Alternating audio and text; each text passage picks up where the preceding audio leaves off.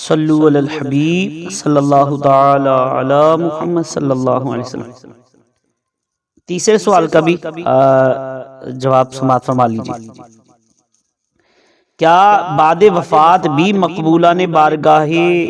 الہی کو لفظ یا کے ساتھ پکار سکتے ہیں؟ وفات کے بعد کی بات، تو اس کا بھی سن لیجئے۔ بعد وفات بھی مقبولان بارگاہ کو لفظ یا کے ساتھ پکار سکتے ہیں، اس میں کوئی مذائقہ نہیں ہے۔ اللہ عز و جل کے مقبول بندوں کی شان تو بہت بلند و بالا ہے، عام مردوں کو بھی بعد وفات لفظ یا کے ساتھ پکارا جاتا ہے اور وہ سنتے ہیں، جیسا کہ حدیث پاک میں ہے سرکار دو عالم صلی اللہ علیہ وسلم جب مدینہ منورہ کے قبرستان میں تشریف لے جاتے ہیں تو قبر کی طرف اپنا رخ انور کر کے یوں فرماتے: السلام علیکم یا اہل القبور، یغفر اللہ لنا ولکم وانتم سلفنا ونحن بالاثر، یعنی اے قبر والو تم پر سلام ہو، اللہ ہماری اور تمہاری مغفرت فرمائے، تم لوگ ہم سے پہلے چلے گئے اور ہم تمہارے بعد آنے والے ہیں۔ تو اس حدیث پاک میں بعد وفات اہل قبور کو لفظ یا کے ساتھ پکارا بھی گیا ہے اور انہیں سلام بھی کیا گیا ہے۔ سلام اسے کیا جاتا ہے جو سنتا ہو اور جو جواب دیتا ہو، جیسا کہ مفسر شہید حکیم الامت مفتی احمد یار خان رحمۃ اللہ تعالی علیہ فرماتے ہیں، قبرستان میں جا کر پہلے سلام کرنا پھر یہ عرض کرنا سنت ہے، اس کے بعد اہل قبور کو ایصال ثواب کیا جائے۔ تو اس سے معلوم ہوا کہ مردے باہر والوں کو دیکھتے پہچانتے ہیں اور ان کا کلام بھی سنتے ہیں، ورنہ انہیں سلام جائز نہ سلام جائز ہوتا، کیونکہ جو سنتا ہے وہی جواب دے سکتا ہے، جو نہ سنتا ہو نہ جواب دے سکتا ہو تو اسے سلام بھی نہیں کرنا چاہیے، تو اسے سلام کرنا جائز ہی نہیں۔ تو دیکھو سونے والے ہیں یا نماز پڑھنے والے، ہم ان کو سلام نہیں کرتے کیونکہ ان کو جواب دینا یہ واجب بھی نہیں ہوتا اور ان کو سلام نہیں کرنا چاہیے کیونکہ وہ عبادت میں مصروف ہے۔ تو اگر ہم السلام علیکم یا اہل القبور کہتے ہیں تو یقیناً وہ ہمارا سلام سنتے بھی ہیں اور ہمیں پہچانتے بھی ہیں، اور اسلام کرنا یہ اگر جائز نہ ہوتا تو سرکار دو عالم صلی اللہ علیہ وسلم انہیں سلام نہ کرتے۔ تو اور ہر نمازی جو ہے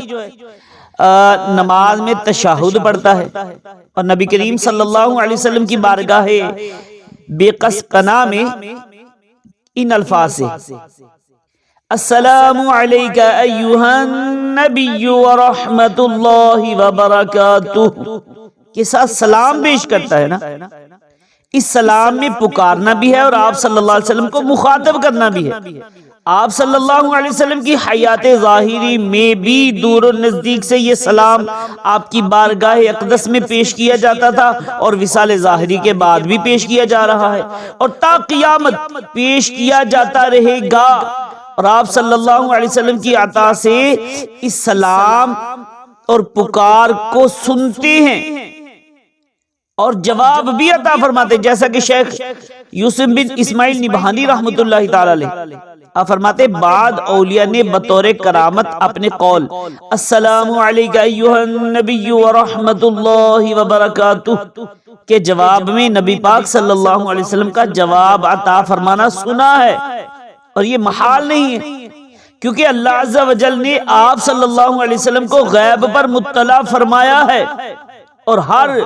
اس شخص کا کلام سننے کی طاقت عطا فرمائی ہے جو دور اور نزدیک سے آپ صلی اللہ علیہ وسلم سے مخاطب ہوتا ہے، اور اللہ عز و جل کے ہاں اس بات میں کوئی بھی فرق نہیں کہ یہ کلام سننا آپ صلی اللہ علیہ وسلم کی حیات ظاہری میں ہو یا وصال ظاہری کے بعد۔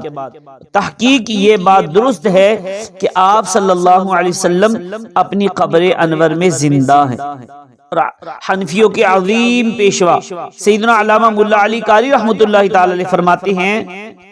فلا فرق لهم في الحالين ولذا قيل اولیاء اللہ لا يموتون ولكن ينتقلون من دار الى دار،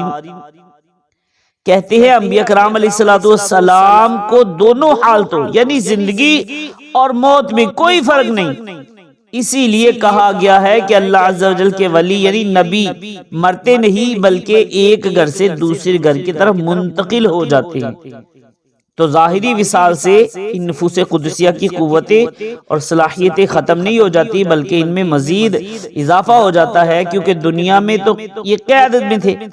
اور وصال ظاہری کے بعد اس قید سے آزاد ہو جاتے ہیں، لہٰذا ان کی قوت میں بھی اضافہ ہو جاتا ہے، جیسا کہ حدیث پاک میں ہے دنیا مومن کے لیے قید خانہ ہے اور کافر کے لیے جنت ہے۔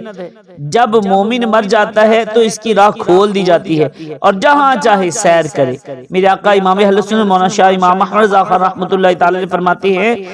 بعد مرنے کے سمع، بصر، ادراک یعنی دیکھنا، سننا، سمجھنا عام لوگوں کے یہاں تک کہ کفار کا زائد ہو جاتا ہے، اور یہ تمام اہل سنت اور جماعت کا اجماعی عقیدہ ہے۔ الحمدللہ اہل سنت کا ہے بیڑا پار، اصحاب رسول نجم ہیں اور ناؤ ہے عطرت رسول اللہ کی۔ اللہ پاک سمجھ کی، عمل کی بھی توفیق عطا فرمائے، آمین بجاہ النبی الامین صلی اللہ علیہ وسلم۔